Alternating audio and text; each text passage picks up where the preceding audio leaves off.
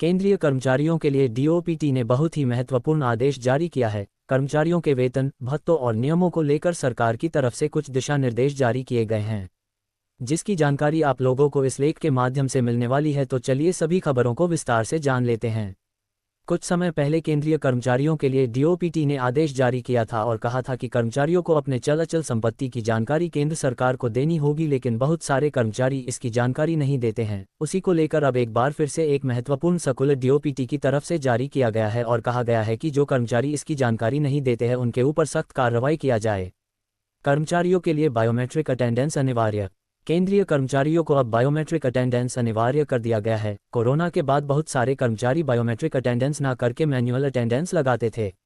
इसके साथ ही वे ऑफिस में देरी से पहुंचते थे और जल्दी निकल जाते थे। उसी को देखते हुए अब डीओपीटी ने सख्त आदेश जारी किया है और बायोमेट्रिक अटेंडेंस को अनिवार्य कर दिया है। इसके साथ इसके ऊपर अधिकारियों को निगरानी करने के निर्देश दिए गए हैं। साथ में कहा गया है कि प्रमोशन, ट्रांसफर में बायोमेट्रिक अटेंडेंस का अहम रोल होगा। कर्मचारियों को दी जाएगी अनिवार्य सेवानिवृत्ति। केंद्रीय कर्मचारियों के ऊपर अब सख्त कार्रवाई की जाएगी। उसको लेकर केंद्र सरकार की तरफ सख्त आदेश जारी किया गया है। दरअसल FR 56J के तहत जिन कर्मचारियों की उम्र 50 साल या उसके ऊपर हो गई है तो ऐसे कर्मचारी आगे सेवा देने लायक है या नहीं, इसकी समीक्षा की जाती है। अगर कर्मचारी सेवा देने योग्य नहीं है तो FR 56J के तहत उन्हें तत्काल प्रभाव से अनिवार्य सेवानिवृत्ति दे दी जाती है। उसी को देखते हुए अधिकारियों से इसकी रिपोर्ट मांगी गई है और कितने कर्मचारी सेवा देने योग्य नहीं है उसकी जांच करके उन्हें जबरन रिटायर किया जाएगा। महंगाई भत्ते में 3% की बढ़ोतरी। केंद्रीय कर्मचारियों को 1 जनवरी 2024 से 50% महंगाई भत्ते का भुगतान किया जा रहा है। इसके साथ ही उनके भत्तों में बढ़ोतरी की गई है। अब जुलाई 2024 से महंगाई भत्ता फिर से बढ़ेगा। जुलाई से कितना महंगाई भत्ता होगा उसका आंकड़ा लेबर ब्यूरो ऑफ शिमला की तरफ से जारी किया जाता है। 4 महीने के AICPI आंकड़े जारी कर दिए गए हैं और इस हिसाब से जुलाई 2024 से महंगाई भत्ता 3% बढ़कर कुल महंगाई भत्ता 53% हो जाएगा। 8वें वेतन आयोग का फायदा। JCM स्टाफ साइड के महामंत्री श्री शिव गोपाल मिश्रा ने केंद्र सरकार से अपील की है कि 8वें वेतन आयोग को लेकर कमेटी का गठन तुरंत प्रभाव से किया जाए ताकि कमेटी अपनी सिफारिश सही समय पर केंद्र सरकार को सौंपे और सही समय पर 8वें वेतन आयोग का फायदा कर्मचारियों को मिल सके। आपकी जानकारी के लिए बता दूं कि 1 जनवरी 2026 से 8वां वेतन आयोग लागू होना है, लेकिन अभी तक कमेटी नहीं बनाई गई है। उसी को लेकर एक मांग पत्र श्री शिव गोपाल मिश्रा जी की तरफ से प्रधानमंत्री मोदी को लिखा गया है। GPF खाते में 5 लाख धनराशि जमा। केंद्रीय कर्मचारी के भविष्य निधि खाते को लेकर महत्वपूर्ण आदेश जारी किया गया है, जिसमें कहा गया है कि कोई भी कर्मचारी साल में केवल 5 लाख तक ही राशि PF खाते में जमा कर सकता है। आपकी जानकारी के लिए बता दूं कि पहले ये नियम था कि PF खाते में कर्मचारी कम से कम 6% और ज़्यादा से ज़्यादा अपनी बेसिक का 100% जमा कर सकता था, लेकिन अब नियम में बदलाव करते हुए ये निर्देश दिया गया है कि कर्मचारी केवल साल भर में 5 लाख तक ही जमा कर पाएगा। केंद्र सरकार के अंतर्गत आने वाले केंद्रीय पेंशन लेखा कार्यालय CPAO DOPT ने एक महत्वपूर्ण सर्कुलर जारी किया है। इस सर्कुलर में कहा गया है कि अक्सर पेंशन भोगी का PPO जारी करते समय विभाग मंत्रालय इस तरह की कॉमन गलती करते हैं जिसकी वजह से बाद में पेंशनधारकों को कठिनाई का सामना करना पड़ता है। विभाग करते हैं बड़ी गलती। CPAO ने कहा है कि विभाग जब पेंशनधारकों का PPO जारी करते हैं तो उस PPO में पेंशनभोगी का नाम शॉर्टकट में लिख देते हैं। जैसे किसी पेंशनभोगी का नाम रामप्रवेश सिंह है तो PPO में RP सिंह लिख दिया जाता है, जिसकी वजह से पेंशनधारकों को बाद में परेशानी का सामना करना पड़ता है। CPAO ने दिया आदेश। इसी परेशानी को देखते हुए CPAO ने कहा है कि PPO में शॉर्टकट नाम का उपयोग ना किया जाए। पेंशनभोगी के सर्विस रिकॉर्ड में जो पूरा नाम है वही पूरा नाम PPO में भी होना चाहिए। PPO में शॉर्टकट नाम का उपयोग नहीं करना है। जितने भी डिपार्टमेंट मंत्रालय है वे ध्यान दे कि उपरयुक्त गलती ना करे, सर्विस रिकॉर्ड से नाम को मिलान कर ले और PPO जारी करते समय इन बातों का ध्यान रखे। क्या होता है PPO? PPO का मतलब पेंशन पेमेंट ऑर्डर होता है। PPO एक महत्वपूर्ण दस्तावेज होता है। रिटायरमेंट के बाद इसी के बेस पर पेंशन और फैमिली पेंशन का भुगतान किया जाता है। PPO जारी होने के बाद पेंशनभोगी को अच्छी तरीके से उसको चेक कर लेना चाहिए कि उनका पूरा नाम, जन्म दिनांक, नॉमिनी का नाम, जन्म दिनांक बराबर लिखा हुआ है या नहीं। अगर कुछ भी गलती होती है तो उसको सुधरवा लेना चाहिए, नहीं तो बाद में परेशानी का सामना करना पड़ सकता है। पेंशनभोगी हमेशा इस बात का रखे ध्यान। पेंशनभोगी हमेशा इस बात को ध्यान में रखे कि PPO में अपने नॉमिनी का नाम और जन्म दिनांक उनके आधार कार्ड और पैन कार्ड से एक बार जरूर मिलान कर ले। PPO के साथ दोनों डॉक्यूमेंट में नाम और जन्म दिनांक सही होना चाहिए। अगर कुछ भी त्रुटि होती है तो पेंशनभोगी की मृत्यु के बाद फैमिली पेंशन मिलने में काफ़ी कठिनाइयों का सामना करना पड़ सकता है, इसलिए ये बातें ध्यान में रखें। रेलवे के केंद्रीय कर्मचारियों के लिए दशहरा से पहले बोनस की बड़ी खबर आ सकती है। All India railwaymen's federation AIRF के जनरल सेक्रेटरी शिव गोपाल मिश्रा ने 2023-24 के लिए रेलवे कर्मचारियों के लिए प्रोडक्टिविटी लिंक बोनस PLB की अनुमानित वेतन सीमा नोशनल सैलरी सीलिंग को हटाने की मांग की है। हर साल दशहरा के पहले रेलवे कर्मचारियों को बोनस मिलता रहा है, लेकिन यह अभी तक 7,000 रुपये की अनुमानित सैलरी पर आधारित है। अनुमानित वेतन सीमा को हटाने की मांग। AIRF ने कहा है कि रेलवे कर्मचारी कठिन परिस्थितियों में काम करते हैं, विशेष रूप से दूरदराज के इलाकों में जहां बुनियादी सुविधाओं का अभाव है। ऐसे में उनकी मेहनत और योगदान को मान्यता देते हुए उन्हें सही वेतन के आधार पर बोनस मिलना चाहिए। अभी तक उन्हें अनुमानित वेतन के आधार पर बोनस दिया जा रहा है, जो उचित नहीं है। 7वें वेतन आयोग के अनुसार बोनस की मांग। हाल ही में रेलवे कर्मचारियों के एक समूह ने केंद्रीय मंत्री अश्विनी वैष्णव से आग्रह किया कि उनके वार्षिक PLB की गणना 6ठे वेतन आयोग की बजाय 7वें वेतन आयोग के आधार पर की जाए।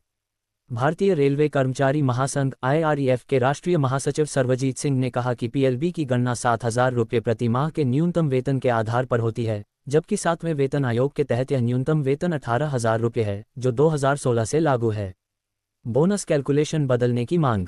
IREF ने सरकार से अनुरोध किया है कि रेलवे कर्मचारियों को 78 दिन की सैलरी के बराबर PLB दिया जाए, जो वर्तमान में 17,951 रुपये है। लेकिन ये कैलकुलेशन अभी 7,000 रुपये की सैलरी के आधार पर की जा रही है, जो असल में कर्मचारियों की कमाई का सही प्रतिनिधित्व नहीं करती।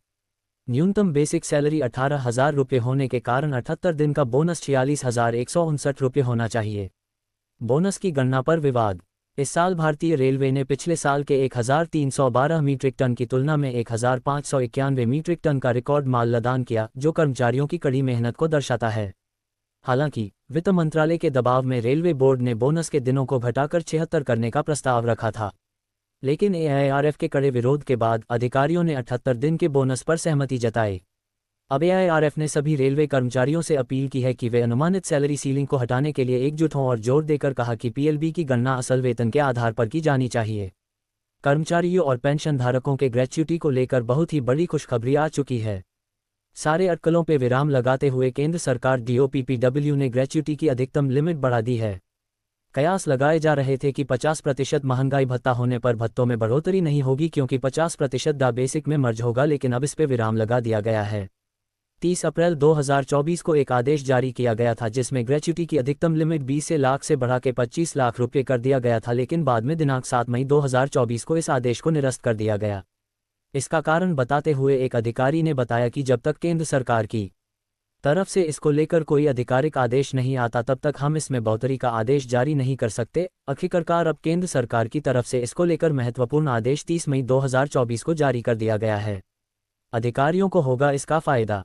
ग्रेच्युटी की अधिकतम लिमिट 25 लाख रुपए करने से मुख्य तौर पर इसका फायदा अधिकारियों को होगा, क्योंकि ग्रेच्युटी की गणना करते समय बेसिक और कुल साल की सेवा का मुख्य किरदार होता है। ऐसे में तृतीय श्रेणी और चतुर्थ श्रेणी के कर्मचारियों की बेसिक ज़्यादा नहीं होती है, जिसकी वजह से उनकी ज़्यादा से ज़्यादा ग्रेच्युटी 15 से 18 लाख रुपये ही बनती है। ग्रेच्युटी की गणना का फॉर्मूला। ग्रेच्युटी गणना करते समय अंतिम बेसिक पे और महंगाई भत्ते को जोड़ा जाता है और जितने वर्ष की सेवा हुई रहती है उसमें गुना किया जाता है और सभी को 15 से गुना किया जाता है, उसके बाद 26 से भाग दिया जाता है। ग्रेच्युटी कैलकुलेशन फॉर्मूला 1 अंतिम बेसिक जोड़ दा गुना 15 गुना कुल सेवा 26। ग्रेच्युटी कैलकुलेशन फॉर्मूला 2 सूत्र इक्वल्स अंतिम मूल वेतन जोड़ महंगाई भत्ता गुना कुल सेवा 2। उदाहरण, यदि कोई कर्मचारी 33 वर्ष की अर्हक सेवा पूरी कर सेवानिवृत्त हो रहा हो और वेतनमान 9,300 माइनस 34,800 रु में उनका मूल वेतन 46,200 रु हो, वर्तमान महंगाई भत्ता 50% की दर पर दी 1 जनवरी 2024 को 23,100 हो, तो ग्रेच्युटी 46,200 जोड़ 23,100 x 33 डिवाइडेड बाई 2 इक्वल्स 1,143,450 अर्थात 69,300 टाइम्स 16.5 इक्वल्स 1,143,450 लाख रुपये। केंद्रीय कर्मचारियों के लिए DOPT ने बहुत ही महत्वपूर्ण आदेश जारी किया है। कर्मचारियों के वेतन, भत्तों और नियमों को लेकर सरकार की तरफ से कुछ दिशा निर्देश जारी किए गए हैं, जिसकी जानकारी आप लोगों को इस लेख के माध्यम से मिलने वाली है। तो चलिए सभी खबरों को विस्तार से जान लेते हैं। कुछ समय पहले केंद्रीय कर्मचारियों के लिए DOPT ने आदेश जारी किया था और कहा था कि कर्मचारियों को अपने चल अचल संपत्ति की जानकारी केंद्र सरकार को देनी होगी, लेकिन बहुत सारे कर्मचारी इसकी जानकारी नहीं देते हैं। उसी को लेकर अब एक बार फिर से एक महत्वपूर्ण सर्कुलर DOPT की तरफ से जारी किया गया है और कहा गया है कि जो कर्मचारी इसकी जानकारी नहीं देते हैं उनके ऊपर सख्त कार्रवाई किया जाए। कर्मचारियों के लिए बायोमेट्रिक अटेंडेंस अनिवार्य। केंद्रीय कर्मचारियों को अब बायोमेट्रिक अटेंडेंस अनिवार्य कर दिया गया है। कोरोना के बाद बहुत सारे कर्मचारी बायोमेट्रिक अटेंडेंस ना करके मैन्युअल अटेंडेंस लगाते थे। इसके साथ ही वे ऑफिस में देरी से पहुंचते थे और जल्दी निकल जाते थे। उसी को देखते हुए अब डीओपीटी ने सख्त आदेश जारी किया है और बायोमेट्रिक अटेंडेंस को अनिवार्य कर दिया है। इसके साथ ही इसके ऊपर अधिकारियों को निगरानी करने के निर्देश दिए गए हैं। साथ में कहा गया है कि प्रमोशन, ट्रांसफर में बायोमेट्रिक अटेंडेंस का अहम रोल होगा। कर्मचारियों को दी जाएगी अनिवार्य सेवानिवृत्ति।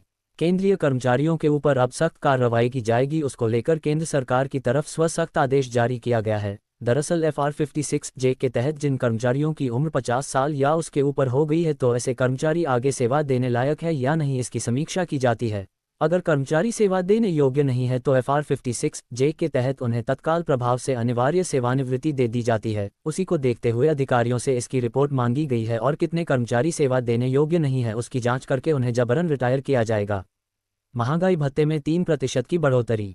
केंद्रीय कर्मचारियों को 1 जनवरी 2024 से 50% महंगाई भत्ते का भुगतान किया जा रहा है। इसके साथ ही उनके भत्तों में बढ़ोतरी की गई है। अब जुलाई 2024 से महंगाई भत्ता फिर से बढ़ेगा। जुलाई से कितना महंगाई भत्ता होगा उसका आंकड़ा लेबर ब्यूरो ऑफ शिमला की तरफ से जारी किया जाता है।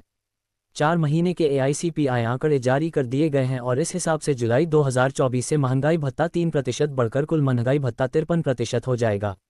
8वें वेतन आयोग का फायदा। JCM स्टाफ साइड के महामंत्री श्री शिव गोपाल मिश्रा ने केंद्र सरकार से अपील की है कि 8वें वेतन आयोग को लेकर कमेटी का गठन तुरंत प्रभाव से किया जाए ताकि कमेटी अपनी सिफारिश सही समय पर केंद्र सरकार को सौंपे और सही समय पर 8वें वेतन आयोग का फायदा कर्मचारियों को मिल सके। आपकी जानकारी के लिए बता दूं कि 1 जनवरी 2026 से 8वां वेतन आयोग लागू होना है, लेकिन अभी तक कमेटी नहीं बनाई गई है। उसी को लेकर एक मांग पत्र श्री शिव गोपाल मिश्रा जी की तरफ से प्रधानमंत्री मोदी को लिखा गया है। GPF खाते में 5 लाख धनराशि जमा। केंद्रीय कर्मचारी के भविष्य निधि खाते को लेकर महत्वपूर्ण आदेश जारी किया गया है, जिसमें कहा गया है कि कोई भी कर्मचारी साल में केवल 5 लाख तक ही राशि PF खाते में जमा कर सकता है। आपकी जानकारी के लिए बता दूं कि पहले ये नियम था कि PF खाते में कर्मचारी कम से कम 6% और ज़्यादा से ज़्यादा अपनी बेसिक का 100% जमा कर सकता था, लेकिन अब नियम में बदलाव करते हुए ये निर्देश दिया गया है कि कर्मचारी केवल साल भर में 5 लाख तक ही जमा कर पाएगा। केंद्रीय कर्मचारियों के लिए DOPT ने बहुत ही महत्वपूर्ण आदेश जारी किया है। कर्मचारियों के वेतन, भत्तों और नियमों को लेकर सरकार की तरफ से कुछ दिशा निर्देश जारी किए गए हैं, जिसकी जानकारी आप लोगों को इस लेख के माध्यम से मिलने वाली है। तो चलिए सभी खबरों को विस्तार से जान लेते हैं।